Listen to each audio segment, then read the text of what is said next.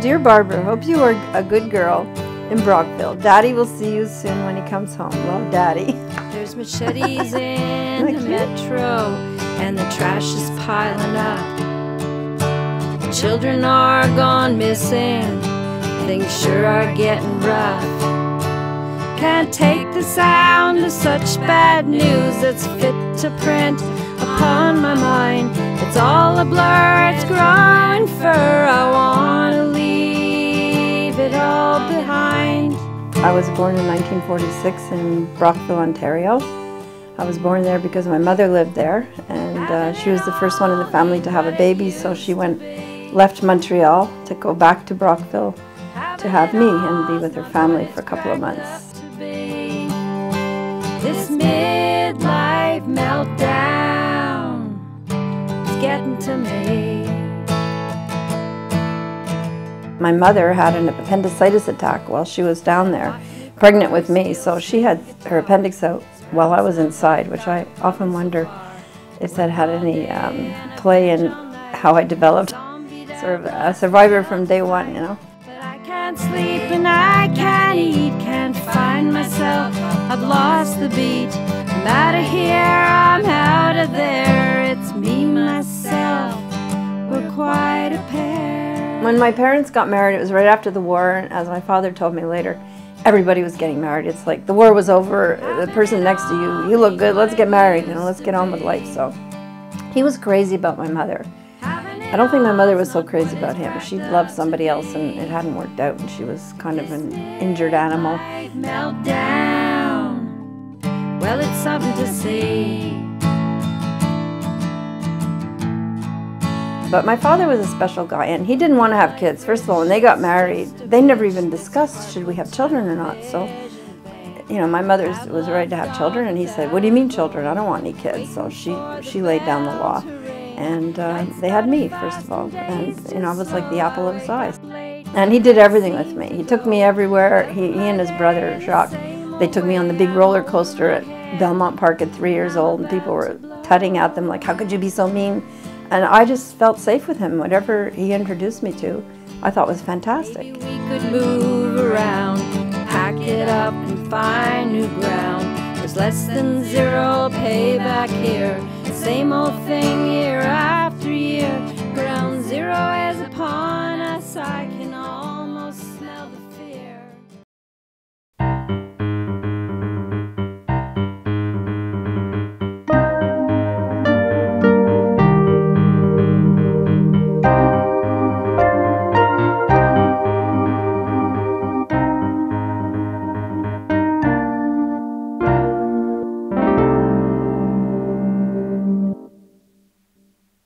And then my sister came along, and you know, and she was very quiet, complete opposite to me. So my sister was sort of a quiet presence in the house for a long time for me, because I was just always out there.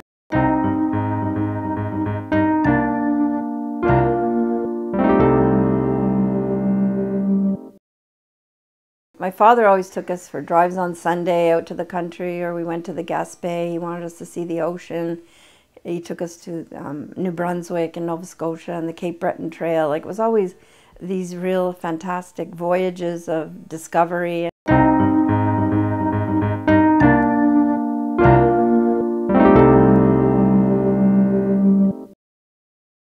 It was 1966, and my friend and I were, you know, these cute little blondes with mini dresses, and we took off to Europe, and forget the Eurail pass, we hitchhiked all over from England and through France and all the way down to Biarritz in Spain. We went to Pamplona for the running of the bulls, and we went to a campground, and we didn't have a tent, but we stayed anyway, and we just put 4 pegs with string and said, this is our campsite.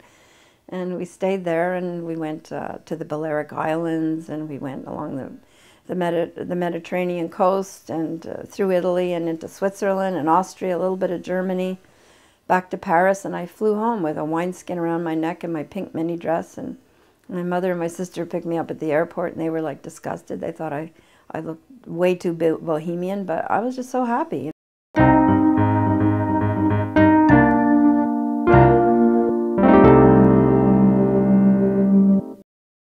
I had a friend who I met through pottery. I was doing pottery for a number of years, She and her husband lived in a commune, so many people visited, and I was her kind of closest friend. So I would see this flow of people going through, all kinds of people, and there was this guy, Dave Lang, who, well, actually, I called him because I wanted to borrow his darkroom. That was maybe a pretense in a way. I wasn't even being honest to myself. I wasn't being that. I think I would be too afraid if I actually had a plan. But I asked if I could use his darkroom, and then I realized I don't even know how to use a darkroom, so I'd have to use him too. 2 days later, he called me and he said, "I'm having a darkroom sink made. Would you like to hang out with me for the day?" I said, "Sure," and that's kind of where it started. We've been together for 24 years. Married for 24. Married for 24. Actually, it doesn't seem that long, to tell you the truth. I was taking pictures of a parade, like a parade in a fishing village, and when I went to change my film, I realized to my horror there was a roll of black and white in there, and here was this bright parade, and I had a black and white film. So Dave said, "Oh, I'm sorry, I forgot to tell you I'd loaded your camera to take pictures of product." So I went nuts because it was like really important to me, and because I have to resolve everything and I can't stand, you know, going backwards or having regrets, I kind of went forward and said, "Okay, black and white, what can I do with black and white? I'll hand color it. I'll turn it into something special." And that's what started me. It was sort of saving the day. But then I got into this art form, which I totally love. So it was like a fantastic accident.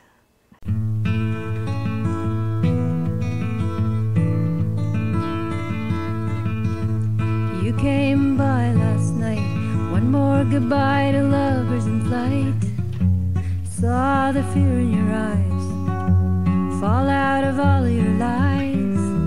I stood on the staircase, my heart in flames, and it's burning, burning.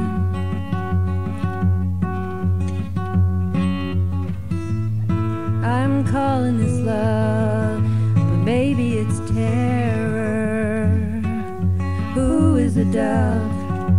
Who is the hunter? Are you setting a trap?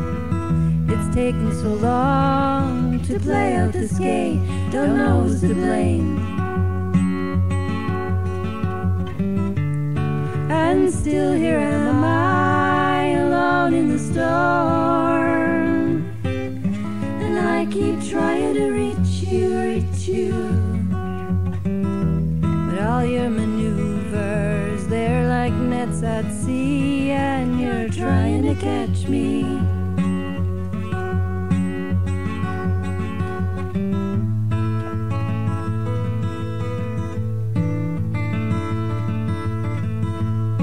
I've been here before, I couldn't touch bottom, caught in the undertow of your heavy waters.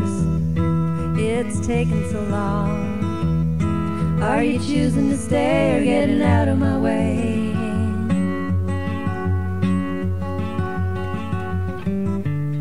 And still here am I, alone in the storm. And I keep trying to reach you, reach you.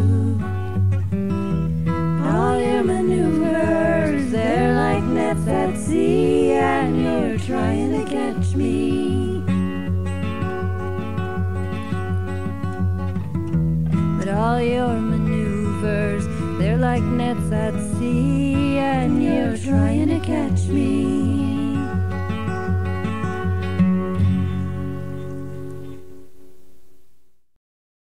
One day I saw a piece of jewelry made by an artist in Montreal made out of polymer clay. It looked like an old artifact of some kind, and I was fascinated by it. So I took a course, and I wanted to do the antique ivory because her piece had been in ivory. And so I just went over on the side and started mixing up a few things till it looked like ivory, and I produced some fantastic looking things. And that led to making a lot of jewelry and objects, and also teaching. And I taught polymer clay in Vermont for maybe 4 years. And I went to Albuquerque and taught a class, and I taught a class in Las Vegas, of all places. I gave up teaching because I have cancer, and I had it 13 years ago, and went through, you know, surgery and chemo, and came out the other side, amazingly enough. And I remember saying, if this is all that's going to happen, this is the best thing that ever happened to me, because it honestly woke me up that I couldn't just keep putting everything on hold, like, oh, I'll do that later, or I wouldn't even think that. I just had all these ideas in my head about writing songs, about making art, about everything, and I held myself back from my background, I guess, and the kind of person I was. And when I went through that experience, I just thought, well, I don't know how much time I have, so I better just get busy here.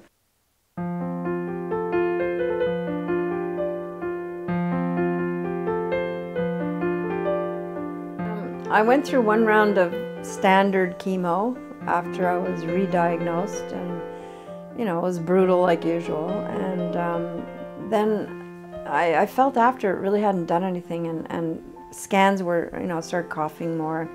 I realized that this wasn't going to do it, and they told me that they couldn't cure me, so I knew that was true.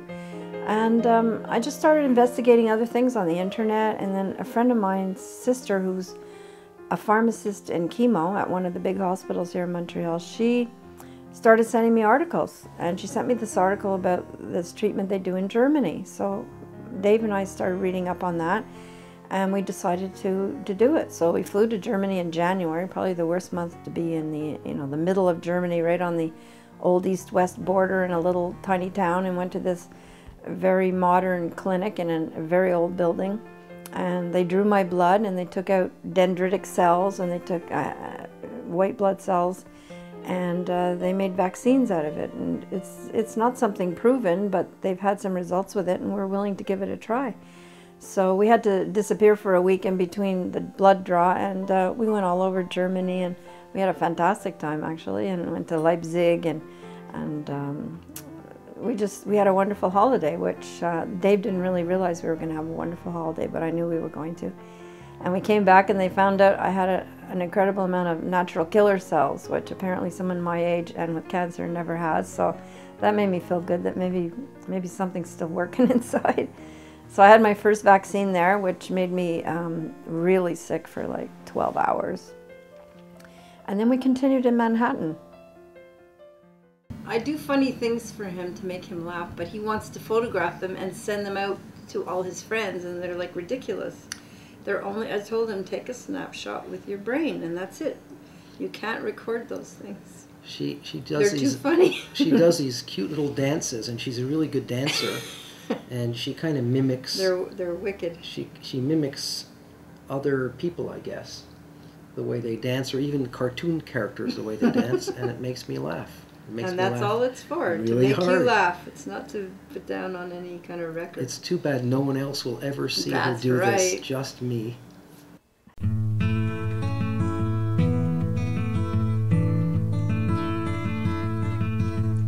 You came by last night, one more goodbye to lovers in flight. Saw the fear in your eyes, fall out of all of your lies. I stood on the staircase, my heart in flames, and it's burning, burning.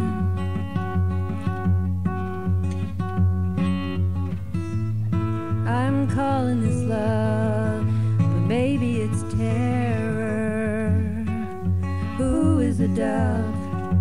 Who is a hunter? Are you setting a trap? It's taken so long to play out this game. Don't know who's to blame. And still here